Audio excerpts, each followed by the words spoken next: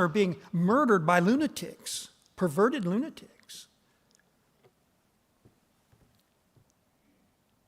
And this sickness is the result of the same spiritual problems we read about in Habakkuk's day. But we're not finished. He continues with what he saw. There was a lack of justice. The prophet mentions three concerns in verse 4. The law was paralyzed, the law was perverted, and sandwiched between the two, God's people were surrounded by it all. The word paralyzed has the idea of sluggishness. The law was sluggish. Is it sluggish today? How long do people sometimes wait to go to trial? Yeah, while they try to figure out what they want to do here. In Habakkuk's day, the law had become feeble, slow. They were slow to react. Perverted has the idea of being twisted to meet what the world wants to be done, depending upon who the criminal may be.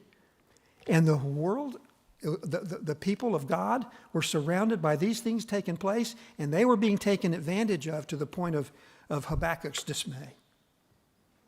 So what's God doing here? Why is he doing all of this? I contend he's being God. Our God is an omni-God. He's omniscient. He's omnipotent. He's omnipresent. And I'm going to add one of my own. He's omnibalanced. God is a patient God. Yes, he is. God is a righteous God. Yes, he is. His love and his righteousness, along with all of his other attributes, are in perfect balance. As Habakkuk prayed, God was patiently waiting and watching and listening. And when he was ready in balance, to balance his patience with his righteousness, he gives the prophet an answer. And we see that in verses 5 through 11. Habakkuk could hear from God, and God tells him what he's going to do. It's not a pretty picture, is it? Notice, what does he do? He's going to use the Chaldeans to be his instrument of judgment. And these aren't sweet people. You see the things that they're described as? They're a bitter and hasty nation. Their horses are swifter than leopards. They were all riding secretariats here. They could get quickly to where they wanted to go. They were violent. They laughed at every fortress. They laughed at kings. You know why? They developed this wonderful battle plan. They were calm in their battle plans. They would come to cities they wanted to conquer, and they would build, taking their time, ramps. Didn't matter how high the walls of the city were. They would build their ramps, and when the ramps were done, they would calmly march up and take the cities. They laughed at the defenses that were thrown at them. They're powerful people, a wicked people, a mean people, a hateful people, a sinful people, a ruthless people. And these are the people that God was going to use to conquer the world. They were a feared people, according to verse 7. They would be a law unto themselves, according to verse 7. They would attack with an army that was swift and fierce, as I've already said in verse 8. In verse 9, they would attack with violence, and they would take prisoners and make slaves of them, and then they would distribute them throughout the land.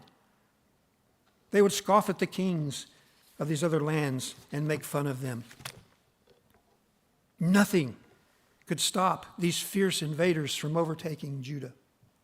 Why? Because God said it. And therefore it would happen. And as this ruthless army would sweep like the wind and do their damage, God would not forget this godless people. And he would judge them in time for their ways, because of what they did and because of how they lived. So when God had finished talking to Habakkuk, what God had said to him raised some questions, and he outlines these questions for us in verses 12 through 17. I won't take time to read those things again, but what I will say is this. Habakkuk, though he could not understand how God could use such a people as the Babylonians, he accepted it eventually. But don't we get that way sometimes? We pray for God to answer our prayers, and he answers them a different way than we did, that we would.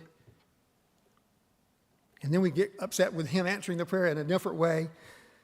But Habakkuk did not do that. He accepted God's plan, and he makes a decision. And this is where we want to begin our practical application of what's taking place here. In the very first verse of chapter 2, notice what he says.